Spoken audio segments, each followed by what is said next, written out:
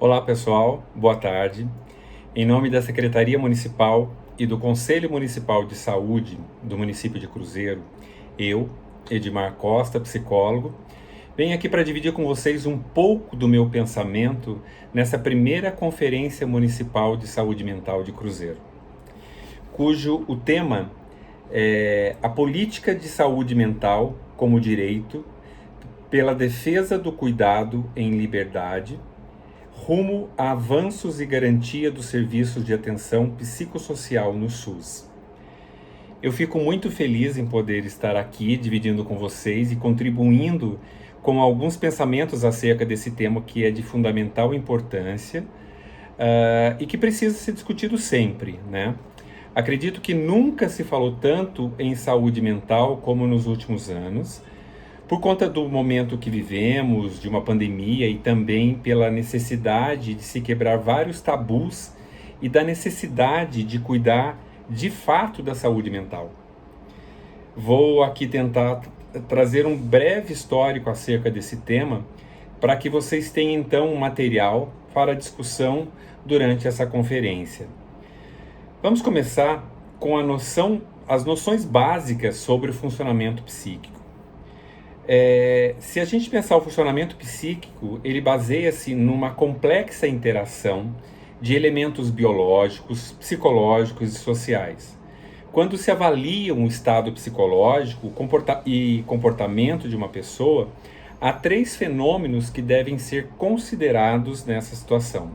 O primeiro é que os tipos de comportamento ou estado emocional caracterizados como normais ou anormais, eles variam enormemente com a idade.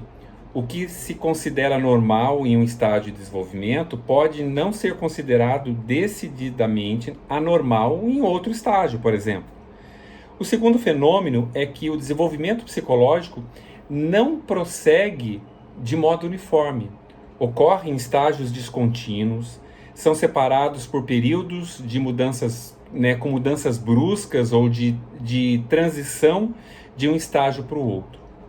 Já o terceiro diz respeito ao ambiente ou à cultura em que cada pessoa vive, em suas peculiaridades, suas tradições, seus costumes.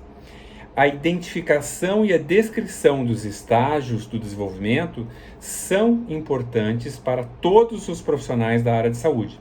O conhecimento profundo desses estágios possibilita uma melhor percepção a respeito da estrutura, dos padrões normais e dos conflitos psíquicos esperados, assim como dos limites entre saúde e transtornos emocionais, por exemplo, que são bem diferentes uns dos outros. Desse modo, é importante saber que certas crises do desenvolvimento, acompanhadas por ansiedade, por exemplo, incertezas e estresse, são dentro de uma complexa situação, de uma expectativa normal e não são necessariamente sinais de instabilidade ou de doença mental. Assim, a gente procura então compreender os conceitos de forma sintética para nos fornecer uma visão geral do funcionamento psíquico ao longo do ciclo vital, e eu preciso compreender o que é esse ciclo vital, onde compreender o ciclo vital é de fundamental importância para que a gente possa traçar alguns parâmetros. Vamos iniciar com o pensamento, né? O que é normalidade, né? O que se entende por normalidade? O conceito de normalidade, ele é ambíguo, né? Ele tem multiplicidade de significados e usos, né? E costuma ser definido como um juízo de valores, por exemplo. Depende das normas culturais, dos valores da época, dentro de um contexto social, em que contexto que ele está inserido. Existem pelo menos 4 perspectivas principais pelas quais ele pode ser compreendido, né? Então vamos a alguns deles aqui, né? A normalidade como saúde, né? Em que um comportamento ele é considerado normal quando não há nenhuma psicopatologia presente naquele indivíduo. O segundo é a gente pensar como a normalidade como uma utopia, né? Em que ocorre um equilíbrio harmônico de diversos elementos do aparelho mental, né? Que culmina em um ótimo funcionamento da pessoa, por exemplo. O terceiro é a gente pensar numa normalidade como média. Isto é, se a gente basear um exemplo no princípio matemático da curva de Gauss, né, que a gente considera a média como normal e as extremidades da curva de Gauss como desviantes. E o quarto item, a gente pode pensar na normalidade como um processo, como uma via de acesso, né, resultante de sistemas que interagem ao longo do tempo, né, englobando variáveis de origem, seja ela biológica, psicológica, social, né? E para que a gente possa entender, né, dentro desse pressuposto que é o tema dessa conferência, né, a política de saúde mental como direito, e indo mais a fundo no processo pela defesa do cuidado em liberdade e tendo como pressuposto os avanços e garantia de serviços de atenção psicossocial no SUS, é necessário que a gente entenda o processo histórico da saúde mental. A loucura, ela sofreu grandes alterações no decorrer da história com relação ao lugar ocupado no imaginário social. Mas esse lugar sempre caracterizou uma diferença em relação aos demais, em relação à grande maioria. Na Grécia Antiga, por exemplo, a loucura era um lugar do saber divino. O louco era visto como mensageiro dos deuses, um oráculo que anunciava a verdade para os homens comuns, um lugar bastante valorizado culturalmente, por exemplo.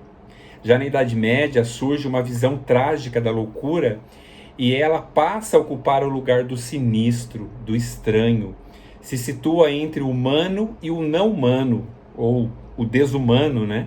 Expressa a morte e o que viria depois dela, o que viria depois da morte.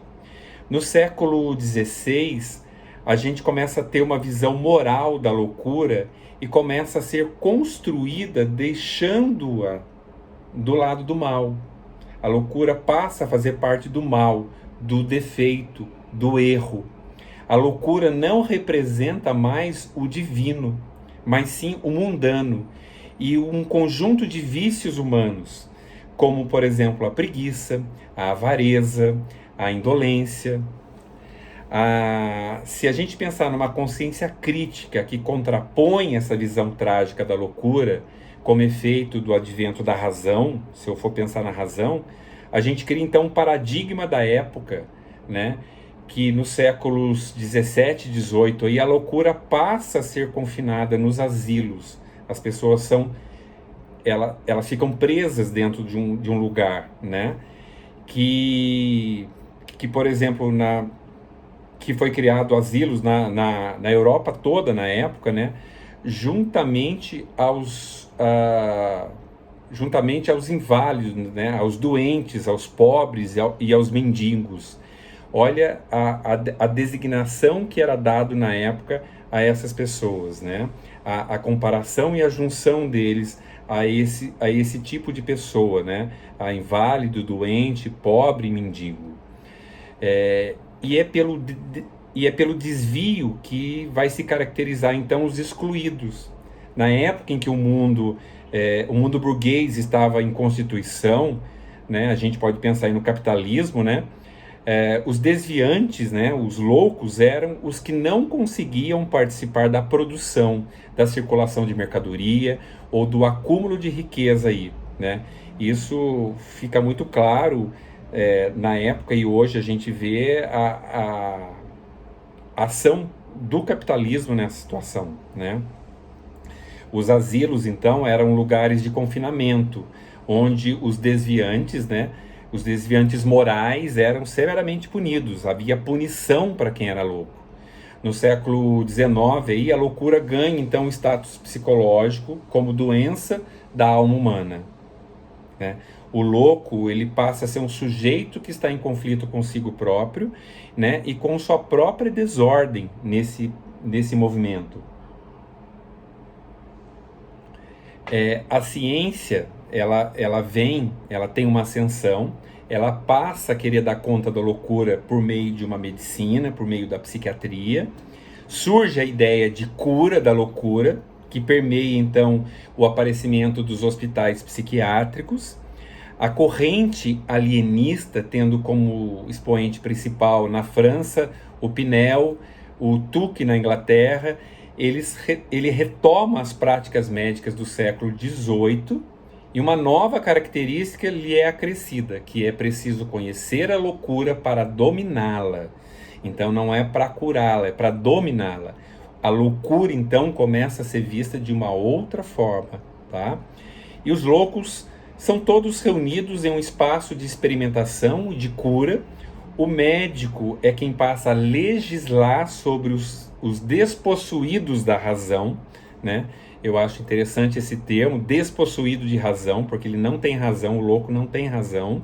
O psiquiatra deve então curar e proteger a sociedade, tá?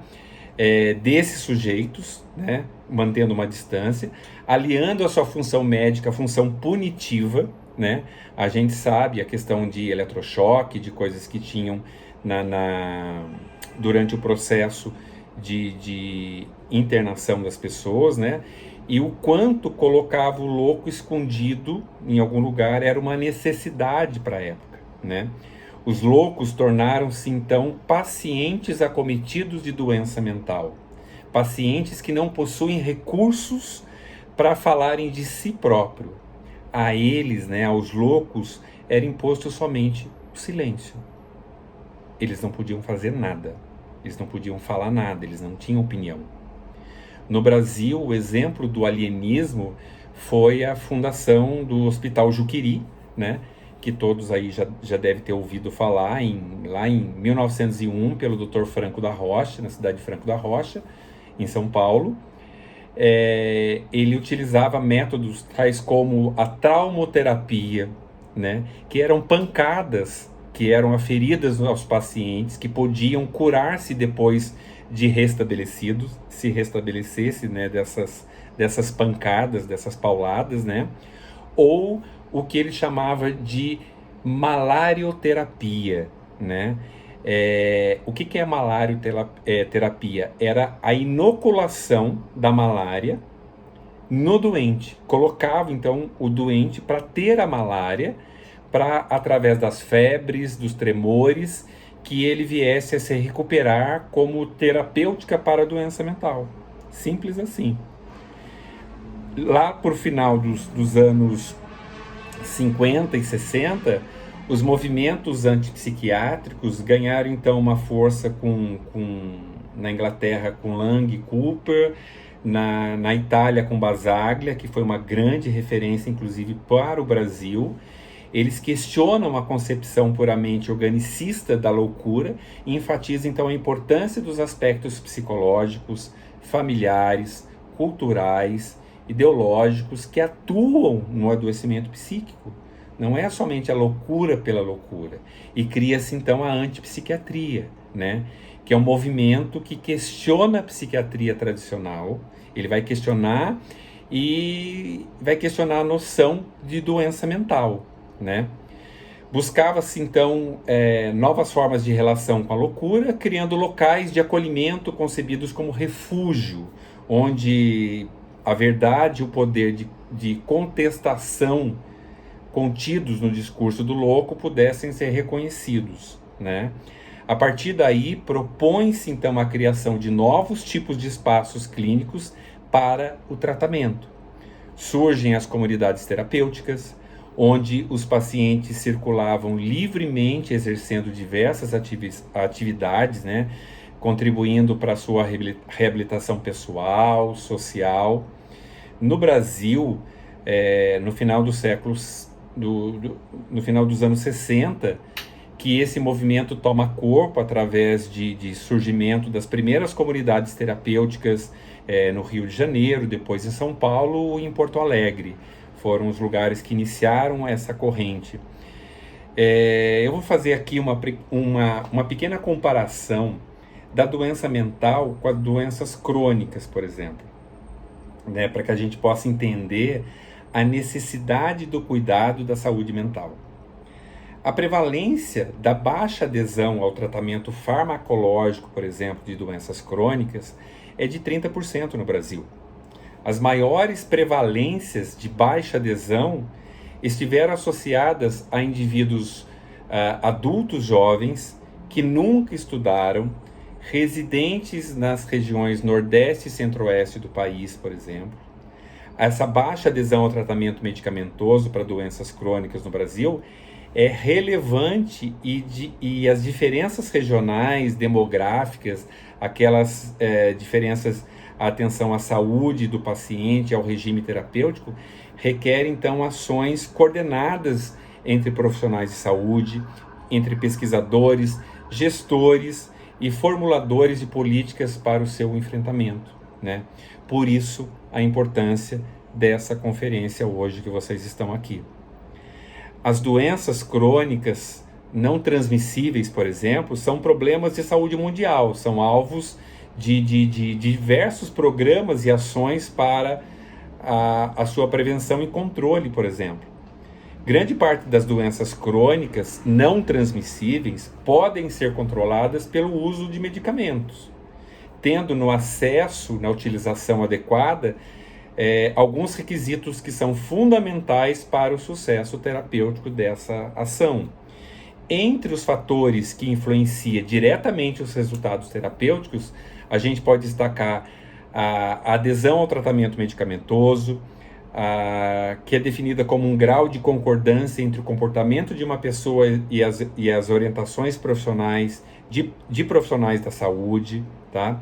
Fatores relacionados com a não adesão ao tratamento descrito na literatura estão relacionadas aí com características individuais do paciente, a doença em si, aos medicamentos utilizados e a interação entre o paciente e o serviço de saúde, entre outras situações que a gente pode verificar aí, né?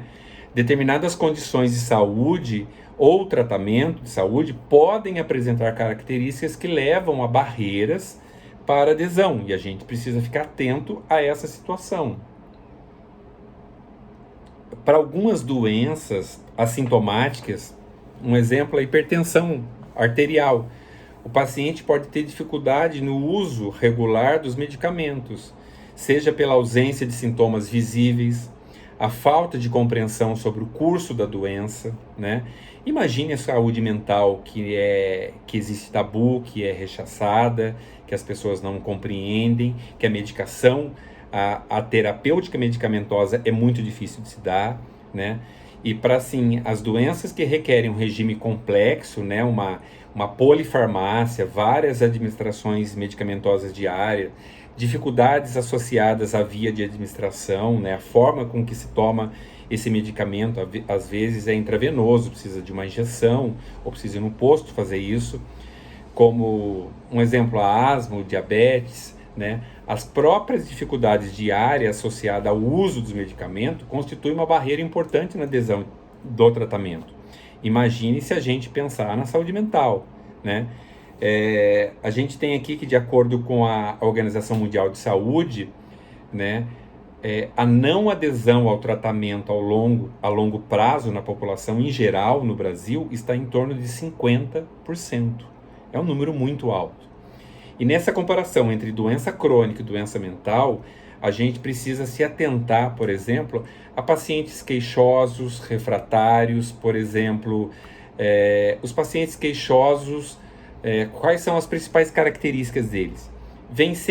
Eles veem sempre o lado negativo das coisas, eles estão sempre com algum tipo de dor, né? Culpam terceiras pessoas pelo seu estado de saúde, né? Acredita que estão com uma doença grave, às vezes incurável, sentem falta de ar, sentem enjoos, indisposições, né? E por mais delicado que seja lidar com uma pessoa poliqueixosa, é necessário deixar claro que ela precisa de acolhimento.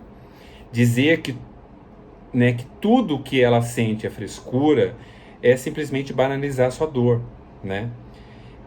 Que pode não ter ligação com algo físico, mas que está em sua alma, né? Que está latente nele.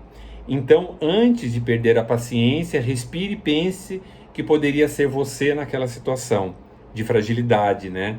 Além disso, através da sua ajuda e apoio, essa pessoa ela pode encontrar forças para se tratar e reconquistar a sua qualidade de vida.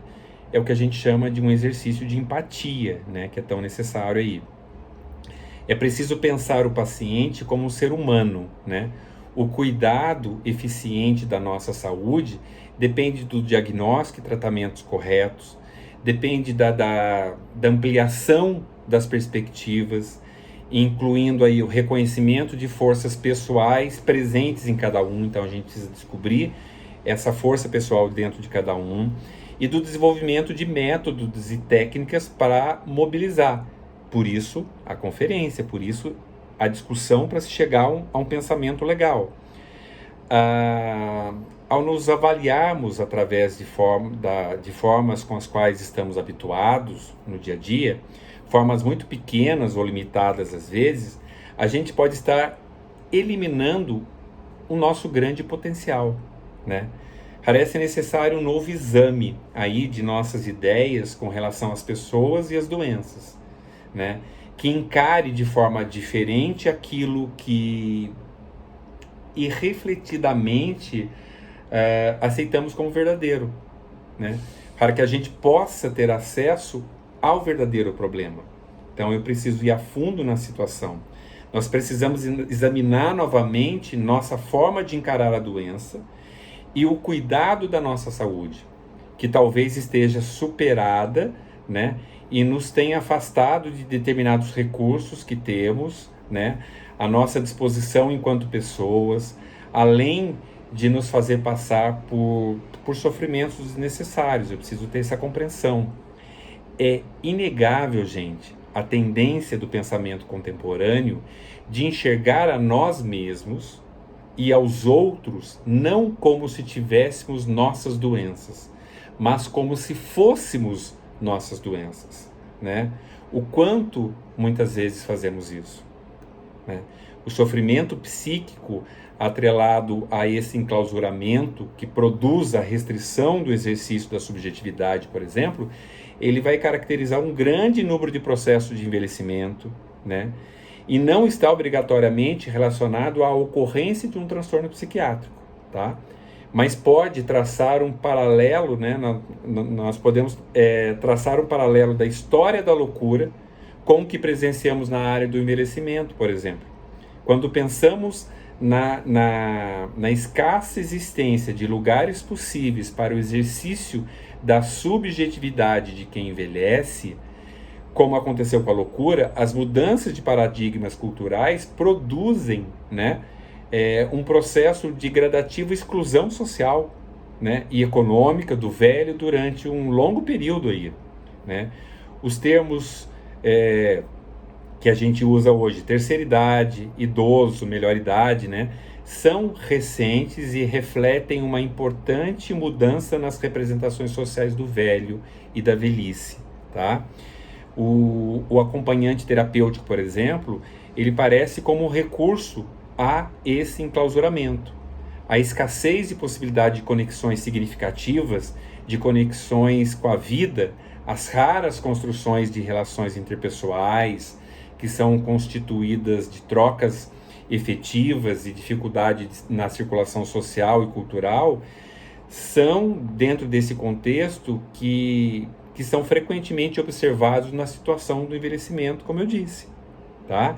O acompanhamento terapêutico de idosos é uma prática que vive um crescente aumento de sua demanda e é nesse momento, a partir da constatação feita por profissionais da psicogerontologia, por exemplo, de que esse trabalho pode constituir um recurso efetivo no atendimento a esses sujeitos, que se verifica a necessidade de nos debruçarmos sobre peculiaridades desse acompanhamento que é tão necessário.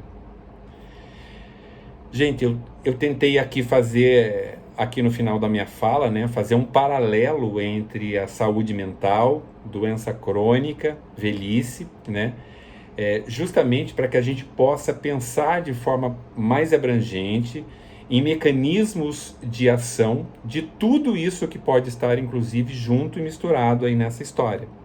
Gostaria de deixar aqui para vocês, né, para vocês pensarem, além de tudo isso que eu explanei, as seguintes perguntas: o que é a loucura hoje, né? Como não deixar que todo esse avanço que tivemos através dos movimentos antipsiquiátricos morram, né? Um grande abraço a cada um de vocês, bom trabalho, boa discussão e uma discussão, né, necessária, né, nessa Conferência Municipal de Saúde Mental. A gente nos vê em breve, tá bom? Um grande abraço.